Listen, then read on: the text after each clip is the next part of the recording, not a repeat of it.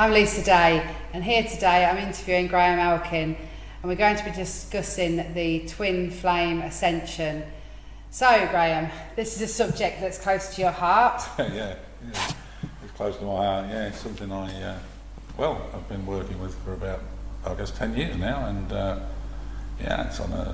seeing this on a daily basis. So, in other words, I guess there are more twins now than there have been, and it's sort of in line with people waking up as well. It's part of that process, I think. Yeah. So you say you're seeing this daily. So where do you see this daily? Because obviously this isn't something that everyone is available information well, to. It's the work I do. I work online pretty much every day. A couple of places. One of the places is probably the biggest site in the world at the moment, and the most common questions that I get are related to that connection, and of course the understanding of it. There are so many versions of people see the two words twin flame. Whether that's a fair title for it, I'm not sure. But people liken the word twin to people that are the same, I guess, and that's why I feel they use it. But it's a fact that the energies are the same, and they have so much in common, of course, but the traits are opposite, and I dare say almost opposing sometimes, and that's where there are problems kick in. And of course, when people first,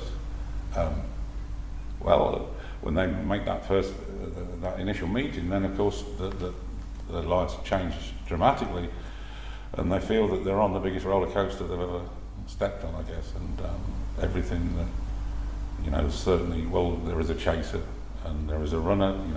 The two energies, one tends to chase a lot and the other one tends to run a lot.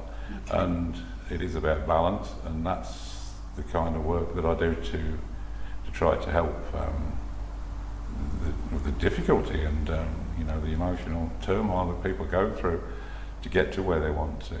So we're not talking just a very fleeting relationship. We're talking about a completely different set of rules. Rules. I don't know about a set of rules, but the connection is the strongest type of connection I think that two people can have. I believe that strongly. Everybody, whether people know this or they don't, or agree with it or not, everybody, we're all connected. There's connection and synchronicity with everything and everybody because we're all part of the universe, but some connections are stronger than others, and this one I believe is the strongest of them all. And of course initially all that the chaser wants particularly is to be with that person, and they make a beeline to do that. But what it actually is about, it's about growth and raising our vibrations and learning lessons that clearly we're reluctant to learn, and of course there's a bit of fight involved there and resistance, and it can be quite chaotic when we get this push-pull, and when people pick up on each other's energy, sometimes they feel, they can feel a form of, I always call it actually homesickness, like an emptiness or something in the pit of the stomach or pressure in the chest. And it doesn't necessarily mean it's theirs, although they experience it. It comes from the other energy, but initially what happens is there's a meeting, of course, and it doesn't matter where you are on the planet, you're going to meet your significant other. And I want to add as well that not everybody meets their twin, and not necessarily in this lifetime. I believe that you have to be at a certain level in your life cycle. Again, it's open to whether people believe that we have other lives and previous lives. I didn't used to be fair, but I believe that we do. And of course, and science has sort of now decided to sort of almost pick up on this. Science now does have a strong link to life or lives. So that now, the backup of science, because everyone has to have some kind of history to understand things. So by science actually picking up on this lives now, it does make it easier to sort of swallow, so to speak. Science, if you look at it, what I do, I work with energy. I do a lot of healing, and I actually I have a form of healing and to help with this situation with the twins, to make things easier and to balance things for those two people. But I think that, you know, lots of people sort of want to see that science proves this, science proves that, but Yes. you see, science as it is only geared for this dimension and for the 5 human senses. Outside of that, is it science? Is it science fact? Aren't they theories? You know, if you look at Tesla's work and Einstein, well, were they theories? I mean, I think that they're true. The likes of Tesla, Einstein, people like that, their science, wasn't it? I believe outside of this dimension, I think it was. And I think Einstein left letters for his daughter to be opened after his death, and when they were opened, he said that he wanted to change, I think it's EMC squared, his most famous equation. He wanted to change it to love, actually, because he said that that's the strongest thing in the universe, and I believe that. And that's, you know, that is a part of universal law. Has it been proved by science? Possibly not. So it depends on what science you're talking about. But of course, there are all these other things now, quantum physics, or, you know, it goes out there. But they're mostly said to be theories because Yes. they're unproven. Yeah. So. But science is basically based on theory, isn't it? Because Yeah. we have to have a theory to get a scientific equation from Yeah. something. So, Yeah. but it is what I'm trying to say is it is catching up with the world of spirituality. Yeah, I mean, the twin, well, I say phenomenon, you know, ascension. It is a spiritual connection, and there is a time very early on when there's that meeting, because, as I said, I've got loads of stories about how people first met, and they're kind of funny sometimes, ironic, weird, strange situations, you know, and just crazy things happen, and it's a synchronicity of random events to make sure that you connect at the right time. A lot of people think that they haven't done that at the right time because they're often married and they've got kids, and the other person can be the same. Well, I mean, it's chaotic, it is, and it seems like it's harder, but the connection is so strong that it can pretty much get you through and past everything and anything. But the things that it's supposed to do, like teach lessons, let's say, raise vibration and get you to a better place, they're the things that most people want to avoid. They just want to get on with it. Well, you know, there is a chaser and there's a runner, of course. The chaser just wants to do it yesterday, and their goal is just to be with that person because they can't bear, I guess, or feel that they can be apart from them, certainly for not too long. So a chaser basically is built on frustration. Well, it's frustrating because obviously there's a runner, and the runner doesn't behave in the way the chaser expects or wants them to behave, because the traits of a chaser, well, you know, whether I'm a chaser or an ex-chaser, well, that's to be, you know, well, that's debatable. But I certainly was a chaser, and everything in life, you know, it's like I want this now, or I want to do this now, and of course we spend a lot of time thinking and planning and scheming of how we're going to make these things happen and get these things when we believe that the time is right. When we learn, and it's tough to learn, that, you know, the timing is better left to the universe, let's say, universal timing or divine timing, whatever people want to call it.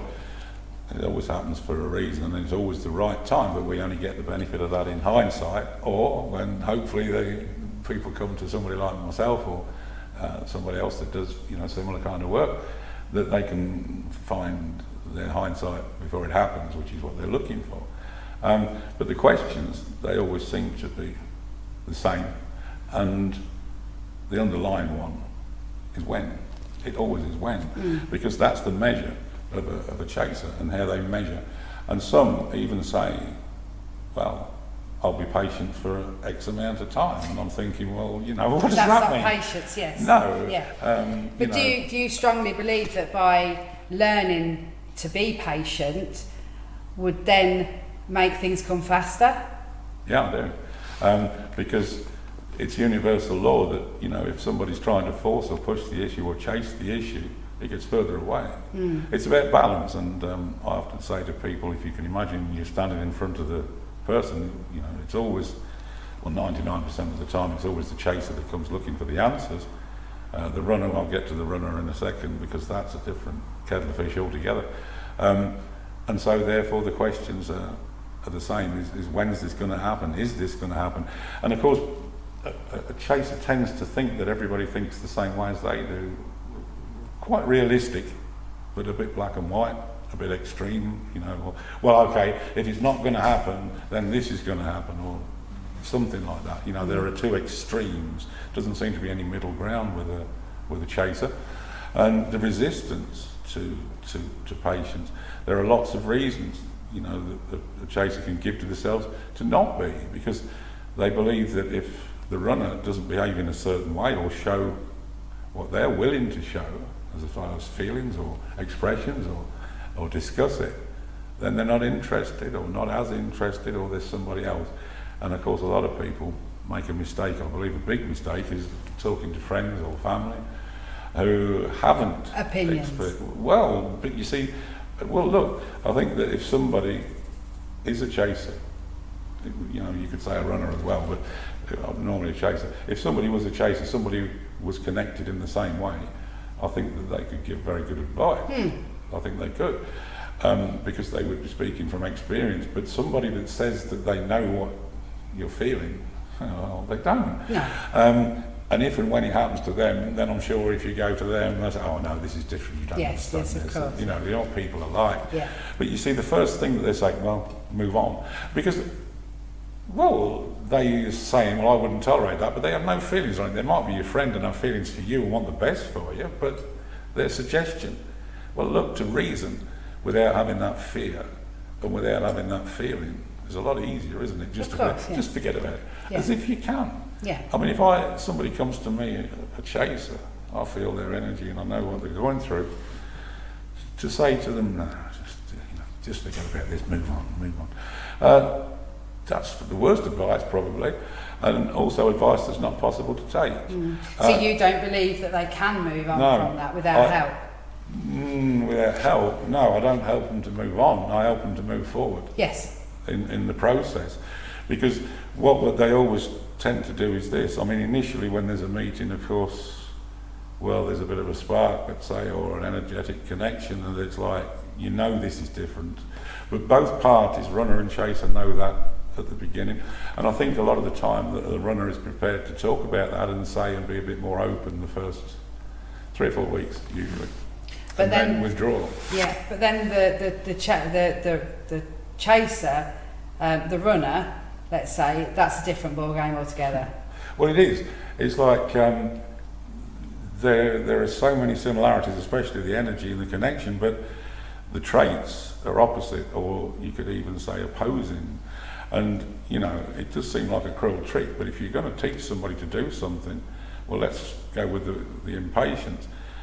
Make somebody as impatient as you possibly can. I don't know, but that's the way it seems that it happens.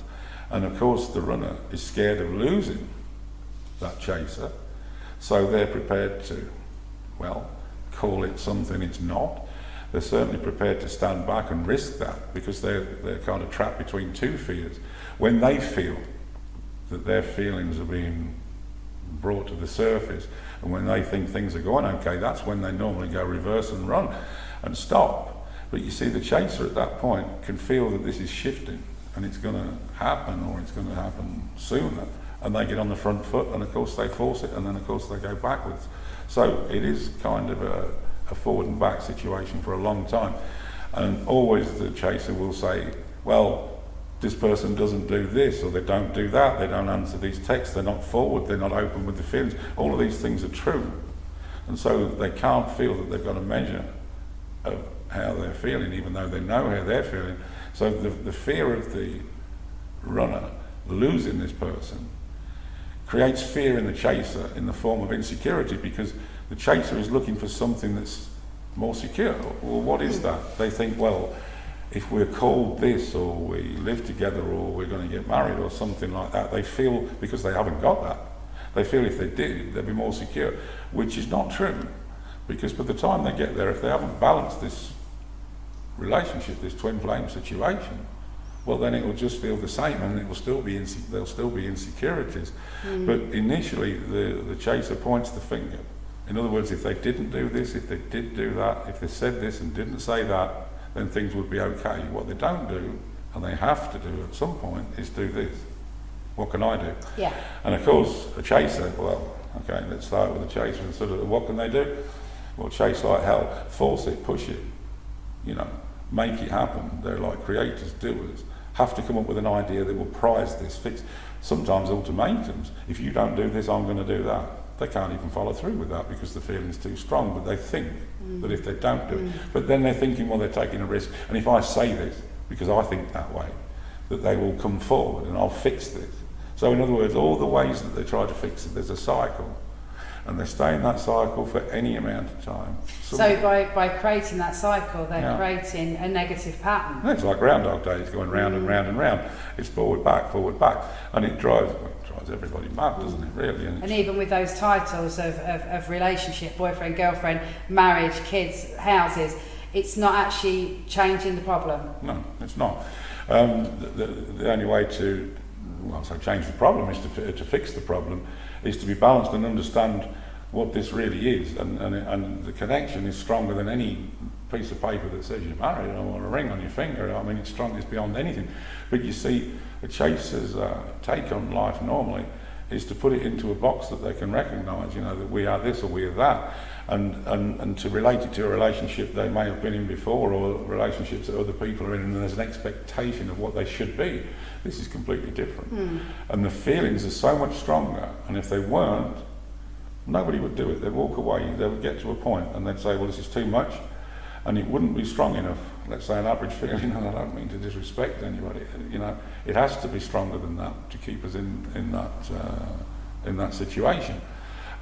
So it can feel like it's driving us mad, but to understand that you can achieve the highest quality time with that person, and you can, but you can't have it all the time. You know, you can't be joined at the hip, you can't do 24/7. If you manage to get under the same roof, and you can, then you need space inside that place. And if you're in this relationship where the runner has actually made enough progress to kind of be forward enough and confident enough that they're not going to lose this person, then basically there has to be space inside that, because you get these two energies, you know, like everybody's got a personal magnetic energy field. Well, when these two fields cross, it's like, well, that aura has got its own intelligence. It's like, well, this is home, isn't it? This is the place to be. It feels great, doesn't it? And of course, when you're not, well, it's a form that almost feels like homesickness, and you want to be back. But you see, the thing is, if you stay in that same place, in that same energy for too long, and how can you say that to a chaser that wants to be there forever? Too long, it gets intense, and then the smallest things turn into like World War III. It's like, and then you're going to get this. It's like, I'll sometimes explain it, you get two magnets and they go boom like that.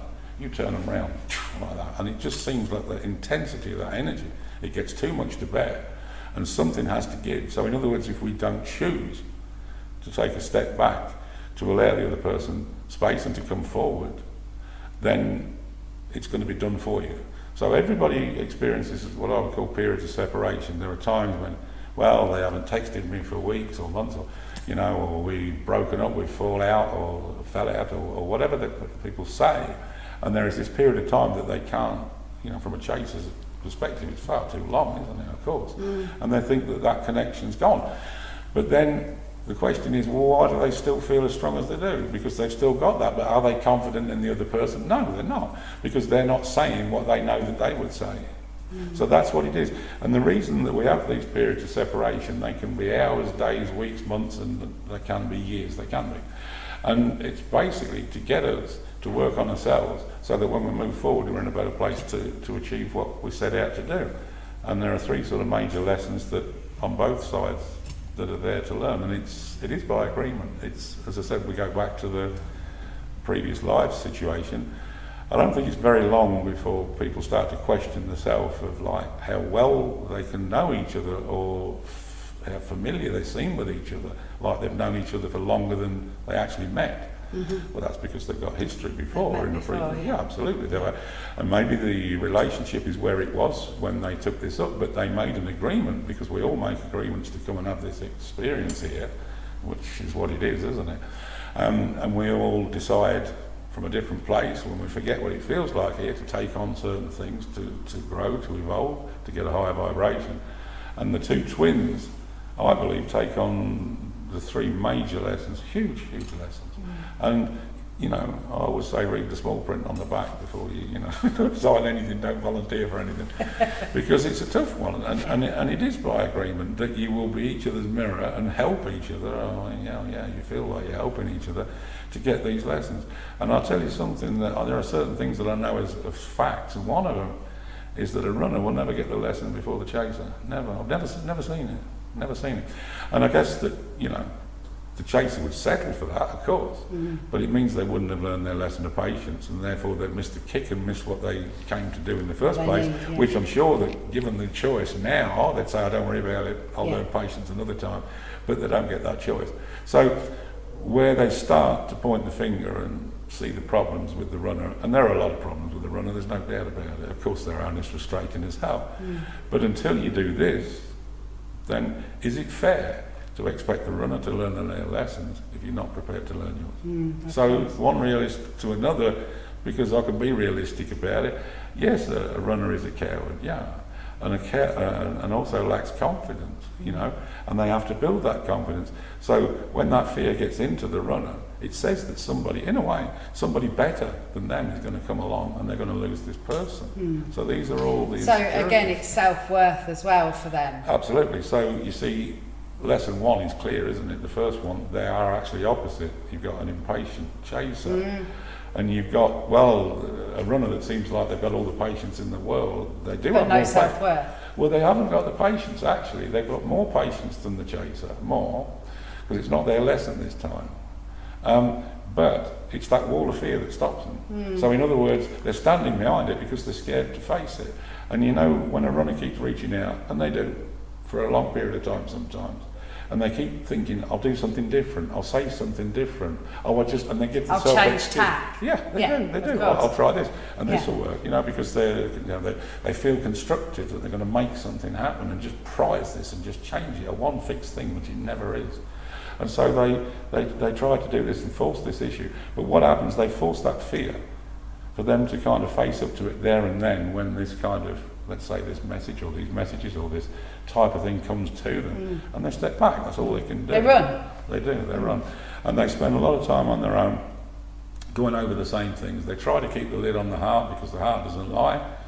The brain, well, that's a different thing. And so they've got the same thing going round and round and round in the head, but they've got the underlying fear of not able to even think about losing that chaser, but then almost seemingly not doing anything about it, because when they do, the other fear comes in and almost says, well, okay, why don't you set yourself up for the biggest fall? Why don't you just open up? Just say to this person what you feel like and set yourself up, because you can't hold on to anything, can you? And they don't believe they can. Esteem, well, I think if you can translate that, or part of that would go into self-compassion.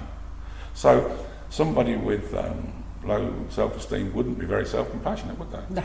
So the less, you know, it's not part two. There's no way that you start one lesson, finish it, and begin the second one.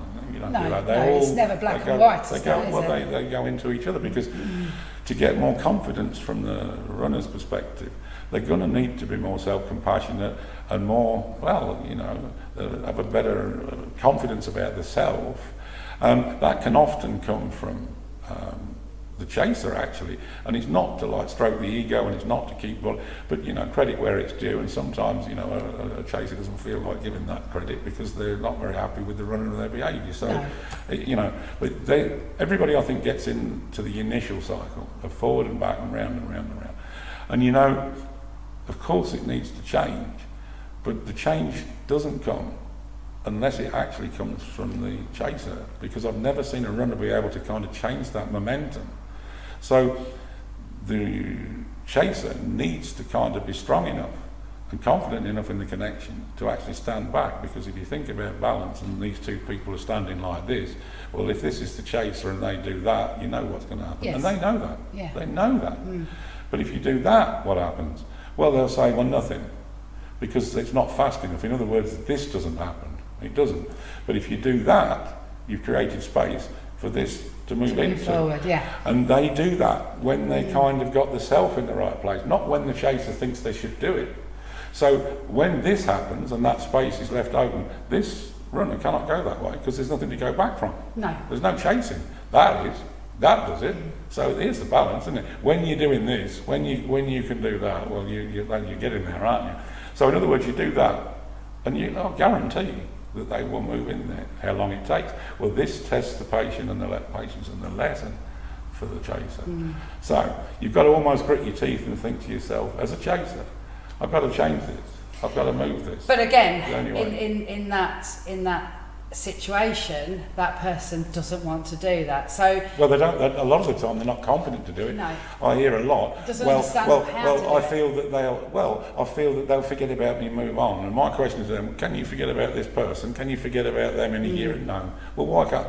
Well, no. It's different for Yeah, somebody of course else. it is. Yeah, because they can't see it, they can't measure it. It's easier to say that. Yeah, it is. And Yeah. so it's a reason to not do it. There's plenty of reasons to not be patient. But there's plenty of reasons not to do a lot of things. Oh, isn't that's there? right. But one way or the other, that happens. There's an inevitability about it because, it is not going to move. It's not going to change. I think people sometimes chase and chase and chase and chase until they, they're almost, I don't want to say exhausted from it. Burnt out. Well, they realise that, look, everybody's got a breaking point and just realise that, okay, this is not going to happen. But you see, what they obviously think of during that time is, well, I should move on and do it. You try doing that. You can't break that connection. The only time I believe that you've got a choice, I'm not saying that you want to take it, is when you've learned the lessons. So if you're resistant to the lessons, you're not going to get anywhere.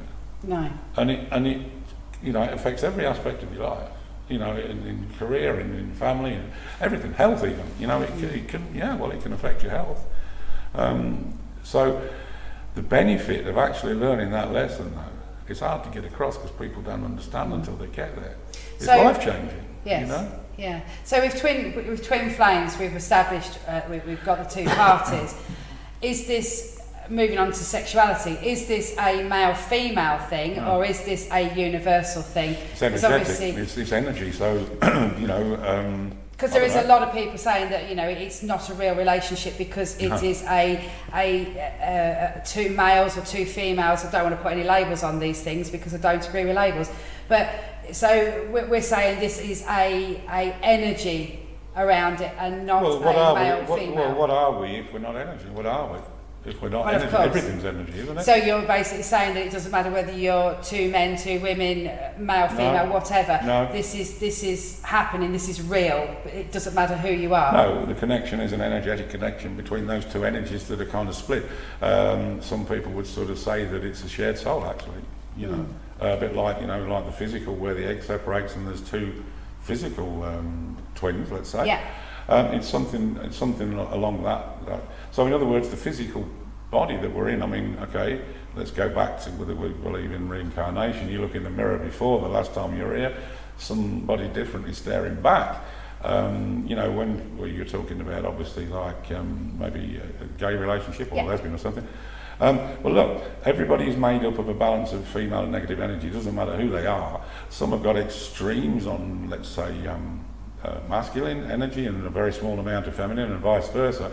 Now, just because they're in the body of, let's say a female, you tend to find that one of the two that are in a relationship, or certainly in the twin situation, has more male energy. Just, not masculine necessarily. No. They could appear that way, but it's not so much that, it's the energy, and that's what we all are, energy. So the actual body that we're wrapped up in, and I'll tell you the times that I hear as well, it just made me think of something, is that, a lot of people, especially chasers, think they have a type.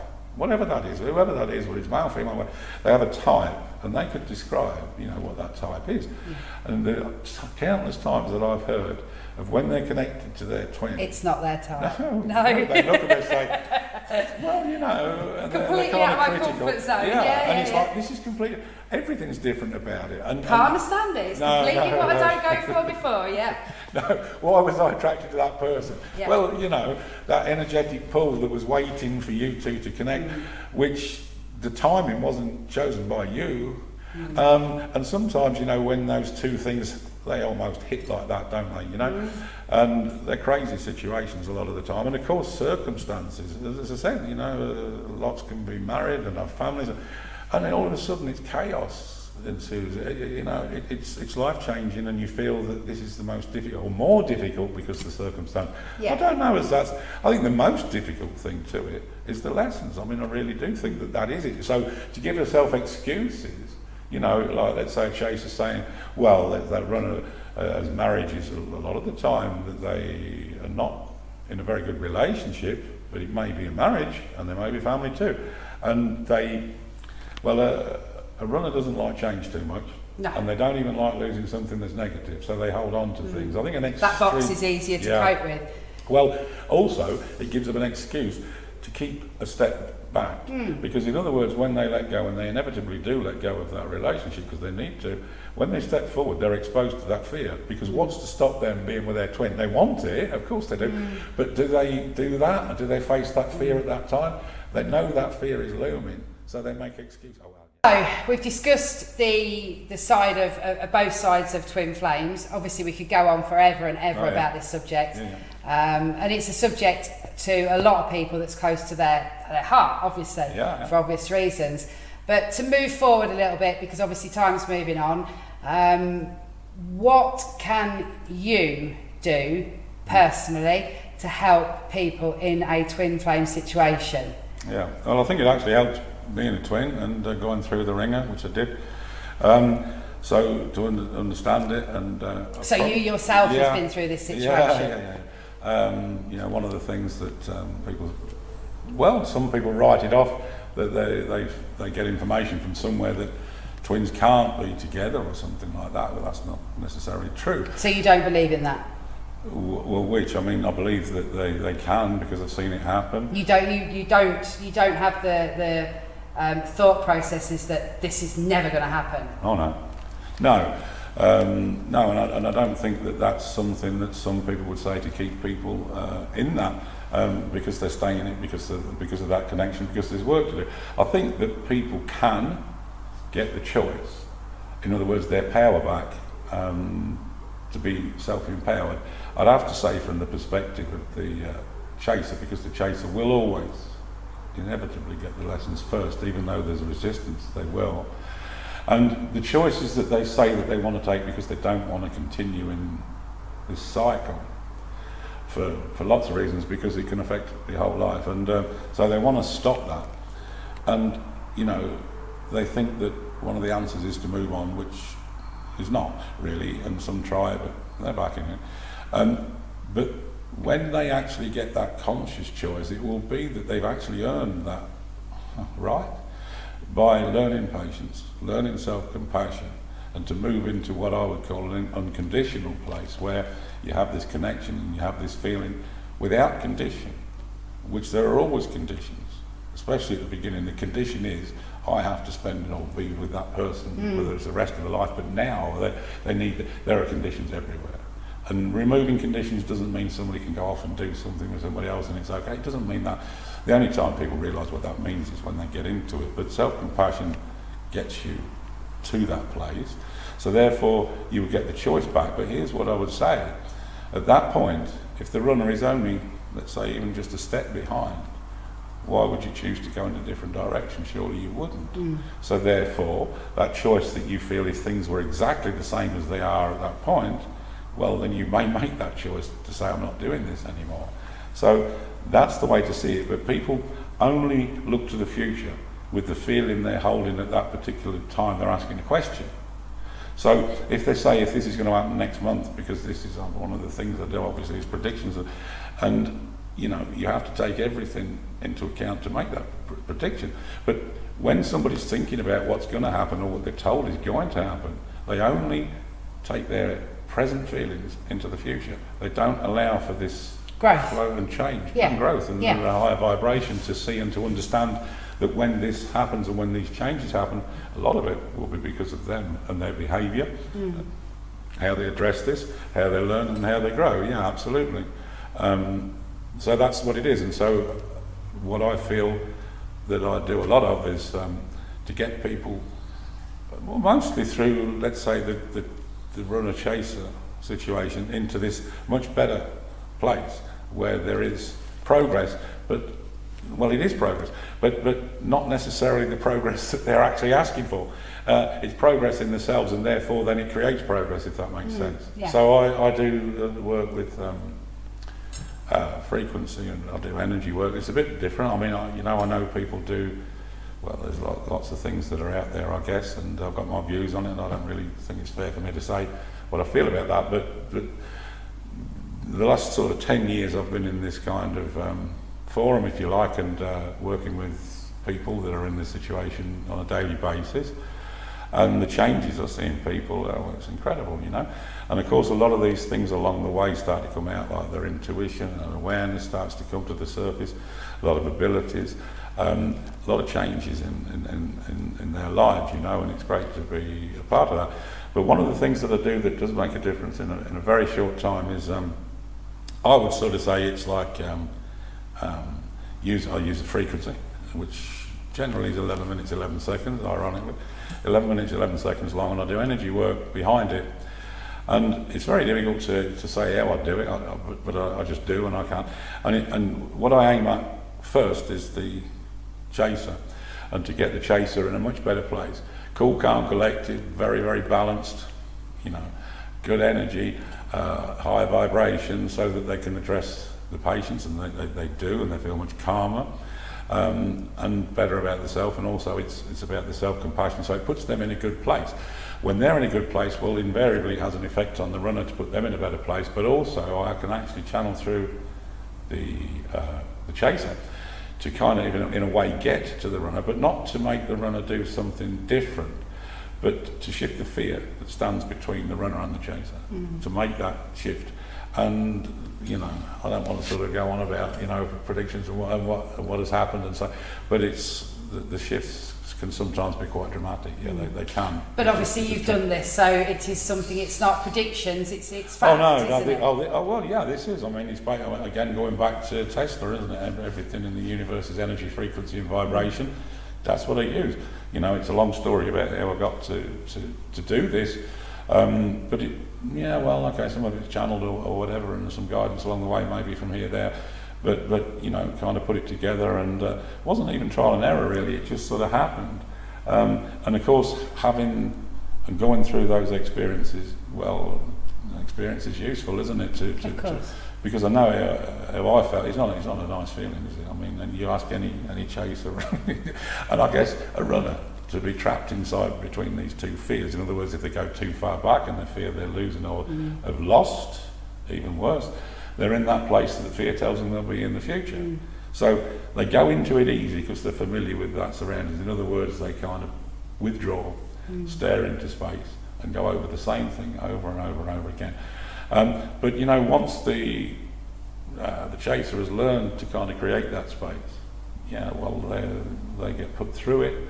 They get to face their lesson, and it's not comfortable, of course, but that's how progress is made, you know. And so. But not everything in life is comfortable, is it? Well, the growth part and the learning, and no, I mean, when we get the other side, I mean, you know, what happened to me in particular, I mean, when it was happening, if there'd have been a switch to throw it, you know, to stop it, I guess I'd have reached for it several times, you know. During it, but then I look back, would I have changed any of it? No, but that's the benefit of hindsight, isn't it? And to actually be knowing that you got to this, or the places that phenomenon, whatever, you know, ascension, well, that's what it is. So you say twin flame, which is the two energies. Ascension is invariably what's needed, and so that has to take place. So the carrot on the end of the stick is the feeling that you have for that person, and it just drives you. And if you try to look away, you almost get pulled back in that direction. So it's a case of rolling your sleeves up, really, and it does start, I have to say, with the chaser, to roll your sleeves up and say, right, okay, I'm going to do this, you know. And I don't think everybody gets it straight away. You know, you're on this track, or what do you slip off, fall off, you get back on again, don't you? Well, that's like anything. Yeah, that's right. But as you see these changes, and when these things start to turn around, in other words, let's say the runner starts to become more responsive. Well, that helps with that insecurity that you already got as a chaser. So of course you start to see these, as long as you don't get the temptation to think, because all of a sudden you've got to start all over again, haven't you? Yeah. You know? And indeed, I'm sure them lessons sometimes do become, again, a circle. A circle or a cycle. I mean, well, that's what happens in the beginning. I don't think I've come across anybody that hasn't experienced this cycles or never-ending circle. No. How long they're in that place? Well, that's the only difference, because some people, they do get it quicker than others. Yeah, that's what it is. And to do this kind of work that I do, I like to feel, and from my experience and what I've seen and what people tell me, it's helped them get to that place. But, you know, it's like any kind of form of healing or anything like that, it's to help to heal, isn't it? Because that person has to be on board. In other words, if you've got an insane, crazy chaser, it doesn't matter what you do to them, you're not going to stop them chasing, are you? So in other words, they've got to sort of say, well, look, I want to do it, you know, along the lines of, I want to do it, but it's so difficult. So if you help them to be able to do it, to get that balance, they need to do that. That's it, win-win. So in other words, they're ready. And until anybody's ready with any form of healing, you know, I mean, it's going to be not a waste of time, but there's a resistance. Of course, you know? yeah. And so you've got to be on the same team. And so basically they have to be ready to make that change. You work with them, that's what you do. You just, because once somebody sort of says, okay, right, I get it, you know, they are actually saying that I understand this lesson, and they're not fighting as hard to say, no, I'm going to carry on doing it. Okay. I think anything in any counselling or guidance or anything spirituality, the person that you're helping needs to be in that place that they're ready to say, right, what I'm doing is not working, help me. Yeah. Well, I mean, I often get it across because I feel that my traits are on the realistic side. You know, I've got an open mind, and I like, you know, rather than sort of get somebody that's down here, because sometimes the vibration is, and sort of pie in the sky, this is, you know, all fantasy place and fancy words. No, nothing like that. Just the realistic way is that, look, okay, you've been doing the same thing over and over forever, how long it is, and they'll go, yeah, it's not changing, is it? Oh, not yet, no. So try it this way. You know, just be open to, have an open mind to go about it a different way. Yes, it will test your insecurity, it will test your confidence, it'll test the connection, it'll test a lot of things, but your choice, one really is to another. Continue the way you're going, because I guarantee it will happen. Or make the change. And if you're waiting for them to make a change, then you will learn patience, because it could take you forever. That's the way it is. Yeah. So what we're basically saying is there is light at the end of the tunnel. Absolutely. And you know, a lot of people say this, don't they, that the journey is the good part. I think the only time that we realise that is after. And that happened to me, because it doesn't feel... Doesn't feel like it at the time. No, it's the biggest roller coaster that you could ever jump on board. But you see, the thing is, we make these agreements, we make these contracts, and we've got to see them through. Okay, some people may say that they may dispute that, that's fine, that's okay. But the reality is, when you're actually in that and you feel trapped in it, you've got to find a way out, haven't you? You've got to find a way forward. Yes. And as your vibration rate, I'll tell you something, I've seen this where I've worked with people, and they were impatient and they learned patience. Not I'm the judge, they're the judge, universe, whatever, is the judge. And you know something, where they always used to go after everything in life, they don't do it anymore. But you know what? It comes to them and it drops it like that. I mean, it's insane. It's crazy. I mean, patience really is one of the biggest lessons. Well, they say it's a virtue. Yes. And all good things to... I grew up with these things. All good I was things the most to those impatient. who wait. That's right, yeah. And it's like, you know, being an impatient person as I was, it's like, I just don't feel all waiting. You know, pacing them down, waiting for the postman, or waiting like, you know, September for Christmas or something. Doesn't matter what it was, I couldn't wait for anything. And, you know, it keeps you awake at night, doesn't it? I mean, it controls your life, and it's not very comfortable. But once you've got over that, and realise actually, because I say patience, automatically when people, I've heard it lots and lots, when people mention the word patience, they go, but I have to wait.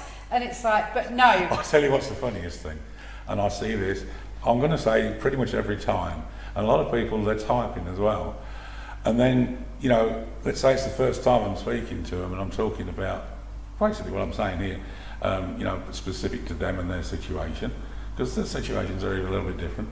The principle's the same. And they'll go, so it's just patience. They put the word just. Just patience, They put, yeah. so it's just patience. Yeah. Then they'll say, what else? In other words, I can't wait to get to that. Next Hang thing, on, next whoa, thing. whoa, whoa. Yeah. Just. And I'll pick them up on it. I'll say, I noticed that you put the just. yeah. And then I'll say to someone else, I'll say, you know what? The hardest thing for you to do, and the last thing you wanted me to tell you, was to do nothing, wasn't it? And they'll go, yep. Yeah. Yeah, I did. Because they don't feel. But they're putting any energy no, into it. they're not being constructive. Yes. I mean, if I said to them, look, here's a box here, and there's a square peg, and they've got round holes, but here's a hammer, and they'll drive it straight in next, won't they? They'll just go, doesn't fit. What you need to do is to be able to go like that, and they all just drop in, and then life just becomes easy. Yeah. And your vibration goes, and you know, everything changes in your life, and higher because look, okay, this shift that we're in now, not everybody's at the same level of vibration, because some people have had a few life experiences, some have had a lot. You know, it doesn't make somebody better of it. It doesn't. It's like, I always say, it's like, I don't know, let's say there's a university and there's 3 different years, year 1, 2, 3. Well, not everybody, you know, passes out and finishes their course, but a certain section do, and then the next section move up and it's their turn. That's the way it is, because everybody doing the same thing at the same time. Now, that wouldn't happen, that wouldn't work. But people that are in this connection, it says one thing about them to me that stands out, is that they're at a certain point in their life cycle where they have the ability to take on these 3 massive lessons. And so it says a lot about them, and about their journey. It does, and of course, as they do them and these changes happen to them, they become who they really are. It's incredible, and of course it's great to be able to see this progress and watch people do this and aspire to who they are and what they are. And you know, all of them, they came for this shift, and they all came in their own way to help other people. They did. And you know, when they start to get there, you know, that compassionate part of them comes out very strongly. But you know, I think a lot of chasers have a lot of compassion and they give it. You know, there seems to be, even in... Obviously, the details of how to get in touch with Graeme will be underneath on the YouTube channel. Thank you all for joining us, and like I say, I hope you got something out of this. We will be doing more of these interviews, and there is a lot of subjects we can cover other than this. This is one that is a great passion to Graeme anyway. So moving forward, we'll look forward to seeing you again. Thank you very much for joining us. Thanks a lot.